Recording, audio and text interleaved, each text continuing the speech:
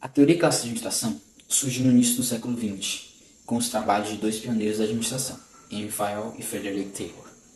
Fayol foi um engenheiro francês que propôs a ideia de administração ser uma habilidade que poderia ser aprendida e ensinada, enquanto Taylor, engenheiro americano, fundou a administração científica, uma abordagem que enfatiza a eficiência do trabalho de forma mais rigorosa e científica. A teoria clássica de administração surgiu em um momento de rápida industrialização e crescimento empresarial, quando as empresas enfrentavam desafios de gerenciamento cada vez maiores.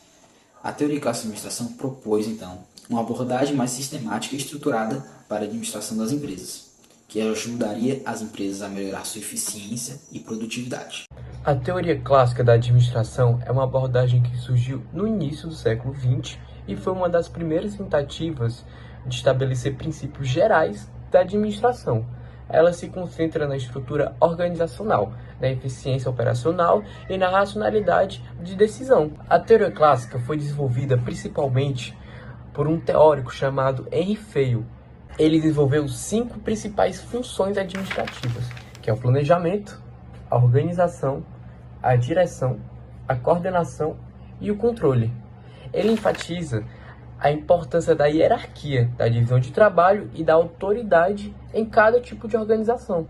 Essa abordagem clássica da administração teve um impacto significativo na forma como as organizações eram estruturadas e administradas, e ainda influencia muitas práticas gerenciais até os dias atuais. Os gerentes de hoje em dia, eles se utilizam ainda das teorias utilizadas na teoria clássica, que melhoravam de forma significativa a eficiência no mercado de trabalho. As contribuições de Fayol foram para além dos princípios e tentaram buscar entender a organização como um todo. Para isso, o estudioso estabeleceu as funções básicas que qualquer empresa deve desempenhar, bem como funções administrativas. As funções básicas de qualquer empresa dizem respeito às grandes funções que precisam estar presentes para o bom funcionamento da organização. Por isso, elas se encaixam na grande maioria dos modelos de negócio. Sendo assim, pode-se elencar 6 funções básicas, sendo elas: funções técnicas, voltadas para a execução da atividade fim da empresa, seja ela a produção de bens ou a prestação de serviços. Funções comerciais, relacionadas ao processo de intermediação com fornecedores, clientes e parceiros. Funções financeiras, alinhadas com a gestão dos recursos, bem como a avaliação de projetos com a garantia da sustentabilidade financeira. Funções de segurança, voltada para garantir a proteção de pessoas, bens, sistemas, processos e tudo que é fulcral para a organização. Funções contábeis, relacionadas ao cumprimento das obrigações, bem como o acompanhamento de custos, despesas, receitas, estatísticas e inventários.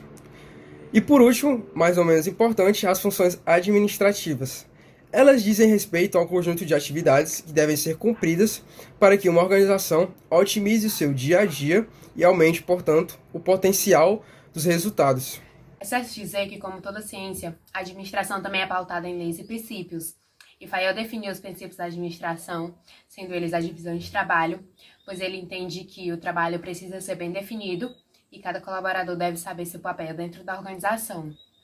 A autoridade é a responsabilidade, a unidade de comando, a unidade de direção, a disciplina, a prevalência dos interesses gerais, pois ele dizia que cada colaborador deve entender que os interesses da organização são mais importantes e devem prevalecer sobre os interesses individuais, para que um objetivo maior seja alcançado. A remuneração, a centralização, pois o líder ele carrega a responsabilidade, mas ele pode delegá-la em subgrupos para que todos possam realizar adequadamente seus papéis.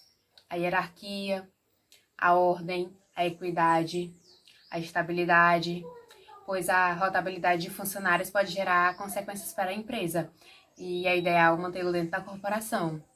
A iniciativa e, por fim, o espírito de equipe, pois todos devem ter uma consciência de classe e entender que devem trabalhar em conjunto e em conjunto obtêm-se melhores resultados.